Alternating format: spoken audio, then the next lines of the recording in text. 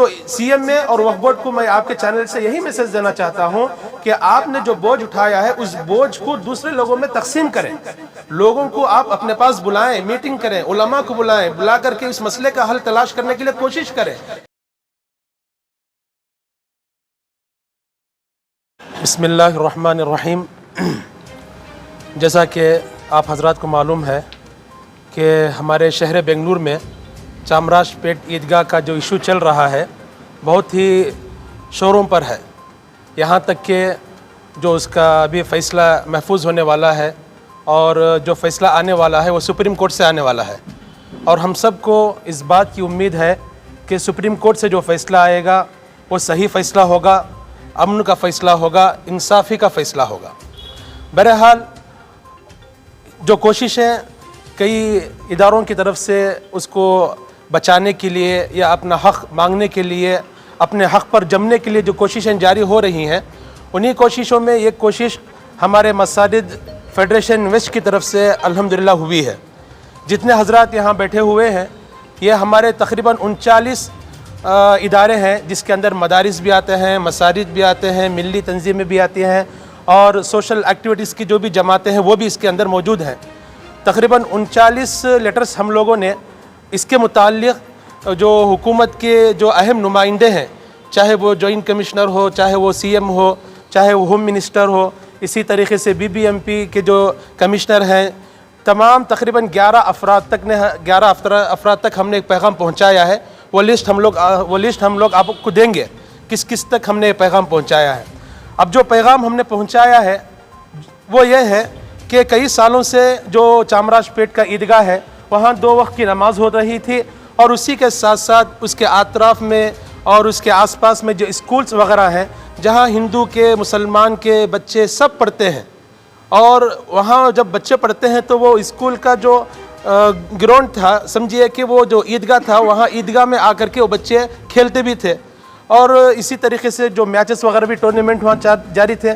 तो हम लोग भी इस पर राज़ी थे कि चलो साल में एक मरतबा हमारी नमाज होती है ईद की, बाकी दिनों में बच्चों के लिए, एक्टिविटीज़ के लिए और एक स्पोर्ट्स के लिए ये मैदान इस्तेमाल में हो रहा है। अब तक तो ये जो सिलसिला था बड़ा अच्छा रहा, लेकिन चंद दिनों से इस मसले को कुछ बिगाड़ने की कोशिश की जा रही है, इस अमन व अमान को कुछ बिगाड़ने की कोशिश की जा रही है।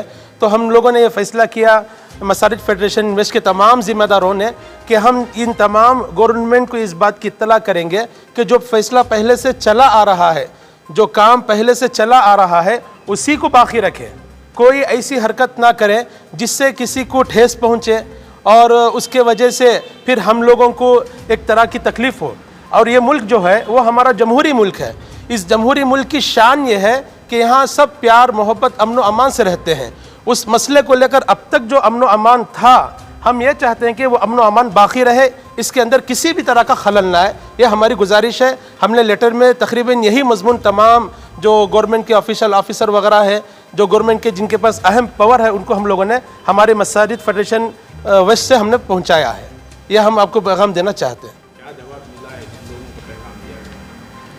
नहीं, अभी तो जवाब उनकी तरफ से कोई नहीं मिला। अलबत्ता वहाँ से जो ये आना था, एक्नॉलेजमेंट जो आना था, वो तकरीबन आ गए हैं। अच्छा, ये जो ज़ेर इंतज़ाम है सीएम, ये पूरे मामले में सीएम की खामोशी, क्या कहना चाहेंगे? वहाँ से क्या आपके इक़दाम? देखिए, सीएम वक्फ बोर्ड जो भी है वो एक इदारा है।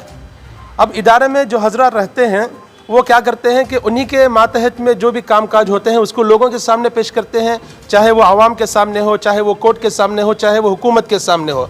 इस मामले में हम ये आपको मैसेज आपके चैनल से ये देना चाहते हैं कि सीएम में हो चाहे वक्फ बोर्ड हो, इसलिए कि जितने भी अक्लमंद हैं पूरे सीएम में आ जाए ऐसा नहीं है। जितने भी होशियार हैं, जितने भी समझदार हैं, दानिशमंद हैं, वो सब वक्फ बोर्ड में आ जाए ऐसा नहीं है। कई लोग आपको ऐसे मिलेंगे जो ना सीएम में है ना वक्फ बोर्ड में है, लेकिन अल्लाह ने उनको अच्छी सलाहियत दी है, दानिशमंदी है, उलमा है। आज भी उलमा जब कोई बात कहते हैं तो कौम उलमा के पीछे है।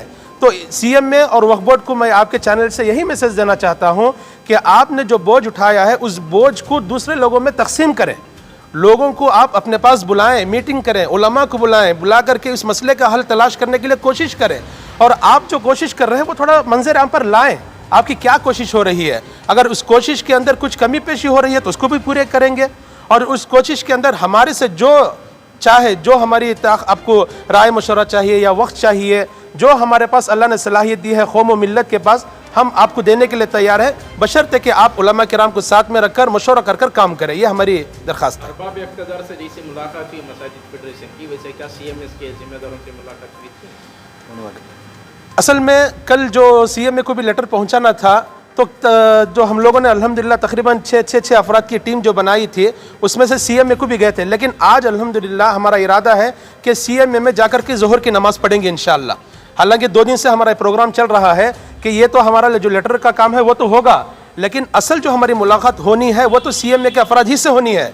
तो अल्हम्दुलिल्लाह जो भी हमारे ज़िम्मेदार हैं, किसी का नाम लिए बगैर मैं सबका शुक्रिया अदा करता हूँ।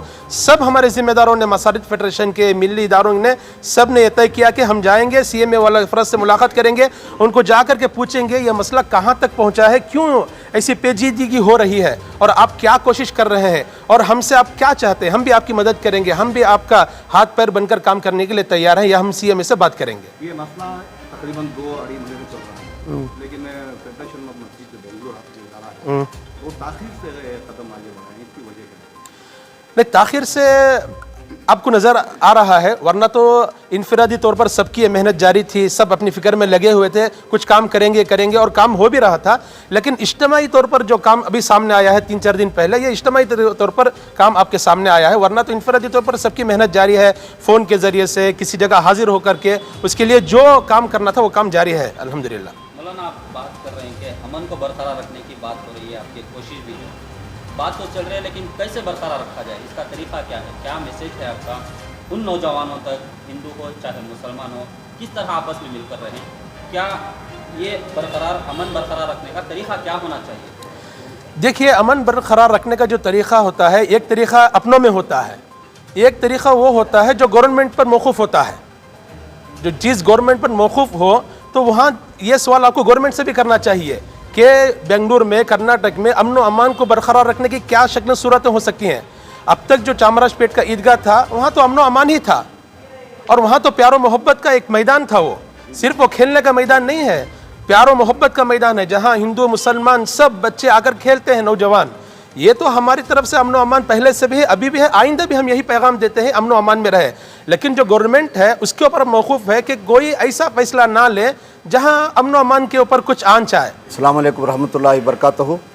ಎಲ್ಲ ಮಾಧ್ಯಮ ಮಿತ್ರರಿಗೆ ಮತ್ತು ಮಸಾಜಿದ್ ಫೆಡರೇಷನ್ ಬೆಂಗಳೂರು ಪಶ್ಚಿಮ ಎಲ್ಲ ನನ್ನ ಪದಾಧಿಕಾರಿಗಳಿಗೆ ಎಲ್ಲರಿಗೂ ಈ ಕಾರ್ಯಕ್ರಮಕ್ಕೆ ಸ್ವಾಗತವನ್ನು ಬಯಸ್ತಾ, ಬಂಧುಗಳೇ, ಇಂದು ಗೋರಿಪಾಳ್ಯ ಪಾದರಾಯನಪುರ ಮಸಾಜಿದ್ ಫೆಡರೇಷನ್ನ ಒಂದು ಮುಂದಾಳತ್ವದಲ್ಲಿ ಈ ಸುದ್ದಿಗೋಷ್ಠಿಯನ್ನು ತುರ್ತಾಗಿ ಕರೀಲಿಕ್ಕೆ ಕಾರಣಕರ್ತರಾದಂತಹ ನಮ್ಮ ಸಂಸ್ಥೆಯ ಈ ಫೆಡರೇಷನ್ ಅಧ್ಯಕ್ಷರಾದಂಥ ಮುನಾವರ್ ಅವರಿಗೂ ಹಾಗೂ ಎಲ್ಲ ಪದಾಧಿಕಾರಿಗಳಿಗೂ ನಾನು ಸ್ವಾಗತವನ್ನು ಬಯಸ್ತಾ, ತಮ್ಮಲ್ಲಿ 2 ಮಾತುಗಳನ್ನು ಈಗಿನ ಪರಿಸ್ಥಿತಿ ಬಗ್ಗೆ ಹೇಳಲಿಕ್ಕೆ ಇಚ್ಛೆಪಡ್ತೇನೆ.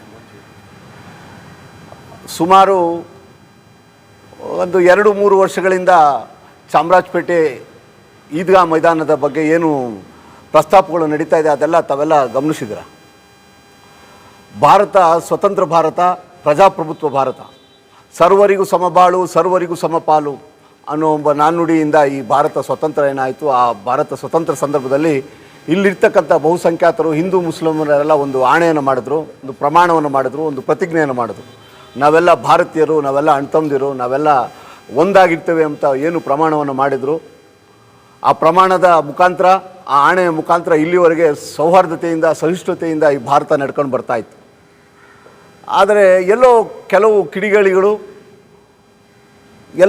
ಕಿಡಿಗೇಡಿಗಳು ತಮ್ಮ ಸ್ವಾರ್ಥಕ್ಕೋಸ್ಕರ, ತಮ್ಮ ರಾಜಕೀಯ ಬೇಳೆಯನ್ನು ಬೆಳೆಸ್ಕೊಳ್ಳೋಸ್ಕರ ತಾವು ತಮ್ಮ ಇರುವಿಕೆಯನ್ನು ತೋರಿಸಿಕೊಳ್ಳೋಕ್ಕೋಸ್ಕರ ನಮ್ಮ ಈ ಚಾಮರಾಜಪೇಟೆ ಈದ್ಗಾ ಮೈದಾನದ ಇಶ್ಯೂವನ್ನು ತಂದು ಇವತ್ತು ಈ ರಾಜ್ಯ ಮಟ್ಟದ ಸಮಸ್ಯೆಯನ್ನು ತಂದುಕೊಂಡಿದ್ದಾರೆ. ಇದಕ್ಕೆ ಎಲ್ಲ ಇಡೀ ಕರ್ನಾಟಕದ ಮುಸ್ಲಿಂ ಬಾಂಧವರಲ್ಲ, ಯಾರು ಸಹಿಷ್ಣುತರಾಗಿದ್ದಾರೆ, ಯಾರು ಜಾತ್ಯತೀತ ಧರ್ಮದಲ್ಲಿ ನಂಬಿಕೆಯನ್ನು ಇಟ್ಟಿದ್ದಾರೆ, ಅವರೆಲ್ಲ ಒಂದು ಕಡೆಯಿಂದ ಪಡ್ತಾ ಇದ್ದಾರೆ.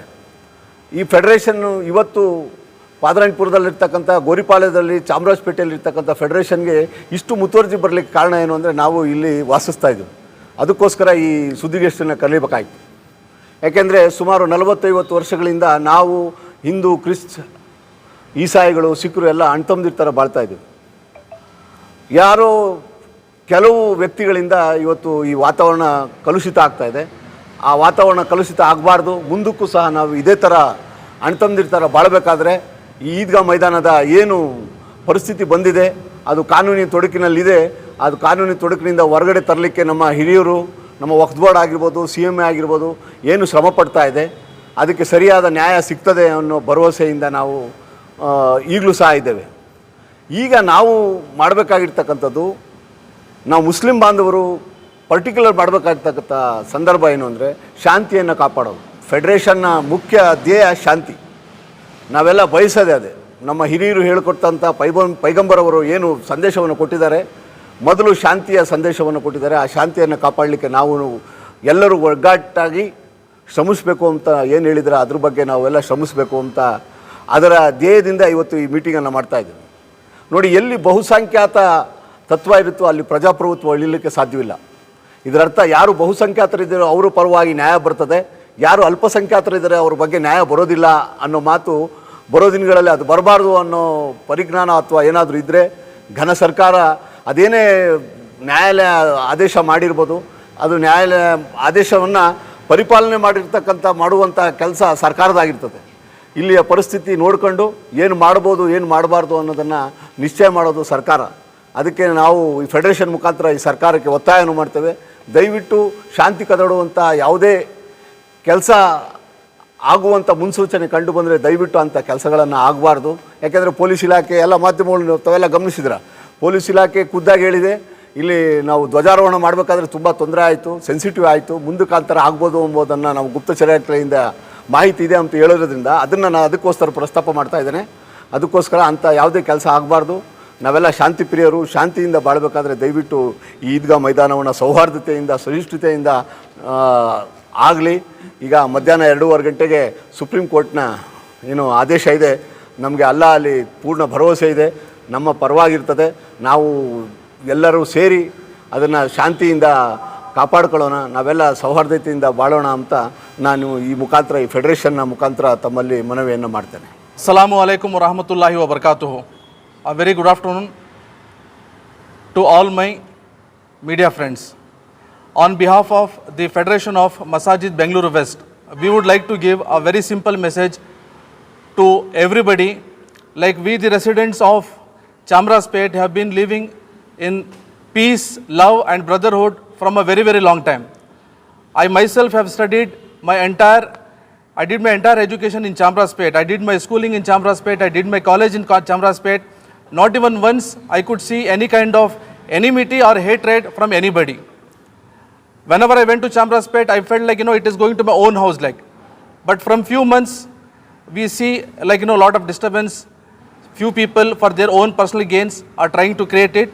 So on behalf of this federation, we would like to appeal the government to please make sure like the peace and love what we are enjoying is not spoiled. Thank you.